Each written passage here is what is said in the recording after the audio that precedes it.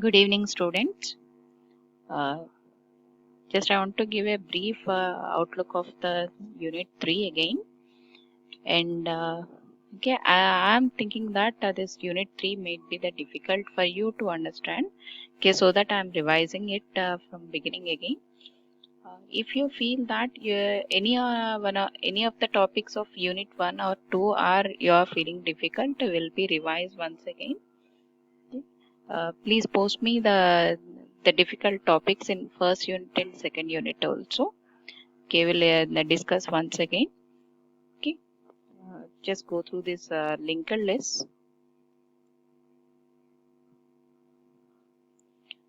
This is the introduction to the linked list. Like a linked list can be called as it's a collection of data.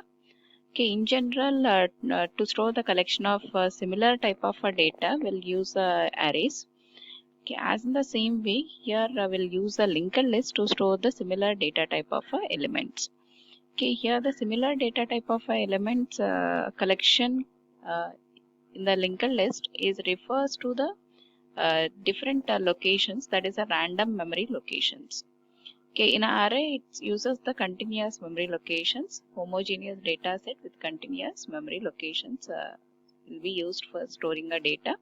Here it uses the random memory locations. Okay, so each element contains the two parts. Okay, one is the data part and another one is the link or next. Okay, it can be called as a link or it can be called as a next. Okay, the linked list starts with the 1 point and it moves on up to the last with the null value. Okay. So here you can see that each and every in a box, that is a rectangular box, is separated with the two parts. Okay, the first part is the data, another red color part is the just we are making it as a to differentiate this as a link part. Okay, which contains the address of the next node. That is to find out the existence of the next value in the memory. Okay. The empty linked list can be known as just a red box with the cross. Okay, and each and every element in the linked list is called as a node. Okay, with the two parts, data and link. Okay, initially whenever you will be create a node, okay, it has the data, but link is the null. Okay. Okay. We can be used to store the collection of values in the array, or can be used to store the collection of values in a linked list. Say if you want to use the array as a linked list, that is if you want to store the elements in a random memory locations using the array, and you want to specify the address of the next element in the previous element, that is this you want to implement with the linked list. Okay, then we can implement like this. Okay, in general the array is with the first type of a representation where we have a scores array with the 5 elements 66, 72, 74, 85, 96. Okay, which has the sequential indexes. Index starts with the one particular value and ends to the fifth value. Okay, generally the array index starts with the 0 to the last element index. Okay, whenever you want to go for the next element, just we will increment the index and we can move to the next element. Okay, this is the normal array type of a representation.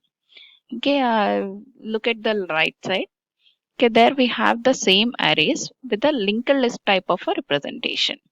Okay, where also we have 5 elements, but every element has the address of the next value. That is to refer to the where the next value is available. Okay, here we can have the index of the next value as the address.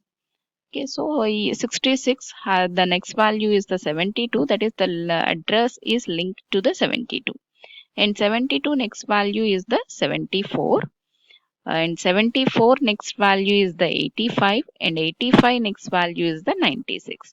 Okay, up to this the values of an array is completed, so the 96 next value is not there, so it is a null. It is represented as the cross mark. Okay.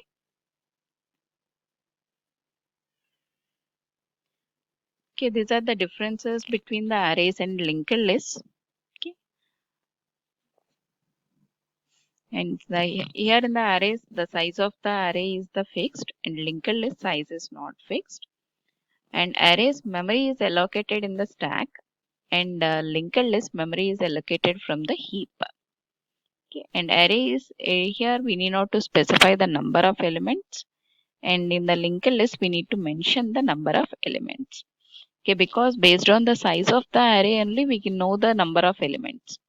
And in the linked list we don't know the how many number of elements are required, because every time it creates only one node. Okay, so that we need to mention the number of elements, or we can increase every time the elements. Okay, and array it occupies the less memory than the linked list. Okay, because for the linked list we need to maintain the next element address and the data. So the next element address takes the more memory space than the array. Array requires only data to be stored, but here in the linked list we need to store both address and data. Okay, in the array, inserting of a new element in the front or in the middle or something else, somewhere else, it takes a very less code. And in the front is it takes a less more number of statements, because we need to move all the elements to the one position next, so that only we can get the blank position at the beginning. Okay, but in the linked list we need not to move the elements, just we can create a new node and we can attach it to the existing linked list. And in the array, deleting of an element is not possible. Okay, just we can replace that element, that is whatever the element to be deleted, in that place we need to move the other elements. Okay, but in the linked list we can delete the element by deleting the address of a particular node from its previous node. We can delete the node from the, or we can delete a element from the linked list. Okay, linked list can also be called as a dynamic data structure, because we can increase the size of the linked list or we can decrease the size of the linked list. Okay, and size of this data structure is not necessarily known at the compilation time. That is, while writing the program we need not to represent the size. Okay, just we can increase the number of elements as if required based on the execution of the program. Okay, insertion and deletion is very easy in the linked list, and data is dynamically stored and it's not in the contiguous memory locations. So that the advantage of this is non-contiguous locations is wherever the space is available, that can be used for storing of the elements. Say if I require the 100 values to be stored in a linked list, okay, we don't require the 100 values to be stored at a one particular place. Okay, the values can be spreaded at the different places in the memory. So all those elements are linked with their addresses.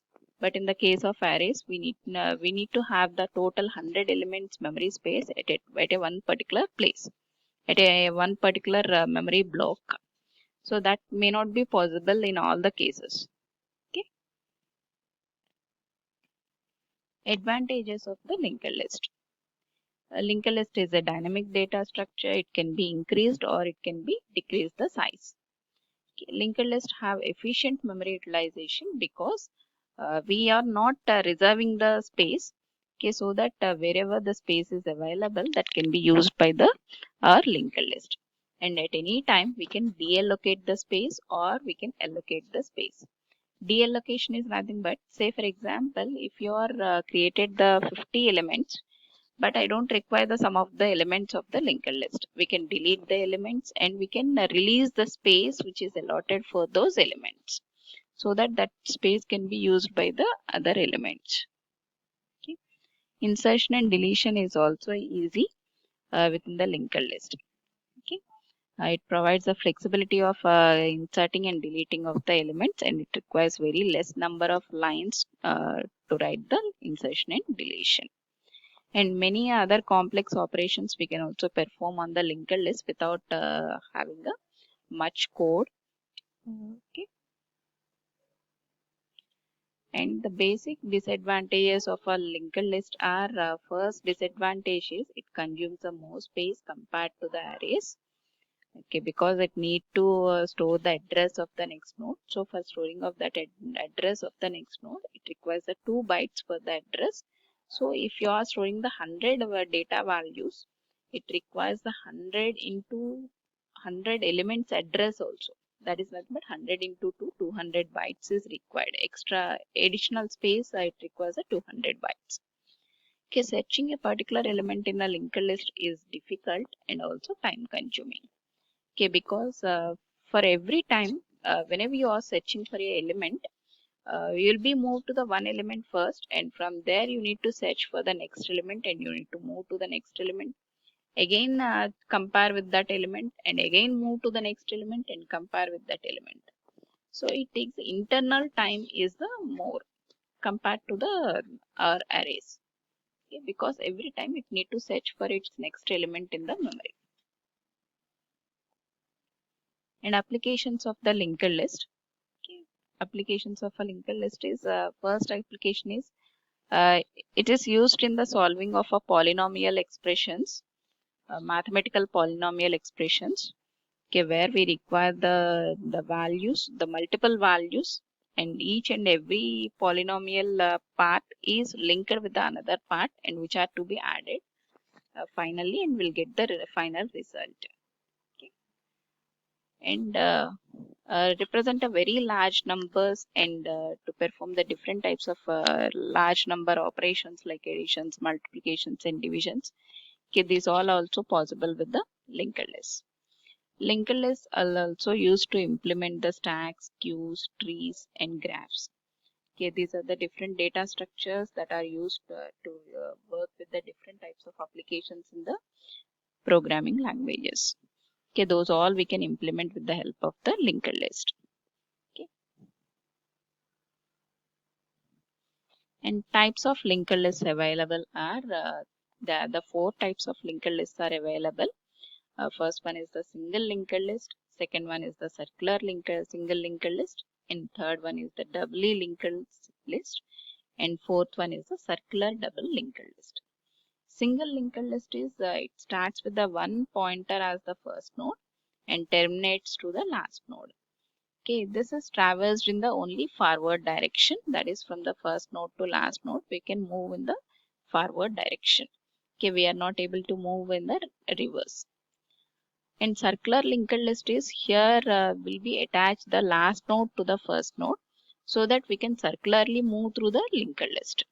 Okay, so to move from the last node to first node or first node to last node, it will be easy with the circular linked list. And double linked list, here we have the two starting pointers and two ending pointers. That is in the start, here we have the start and end. Okay, so in each and every node we have the both address for the next node and address for the previous node. Okay, so that either we can go in the backward direction or we can go in the forward direction. Circular double linked list is here is also similar to the circular single linked list. Okay, last node is connected with the first node. Okay, so that way it is easy to move from the first node to last node and last node to first node. And now coming with the single linked list. Okay, here the single linked list is constructed with the help of a nodes. Okay, each node is a two parts combination, element or data, and the next part is the next, that is the next element address.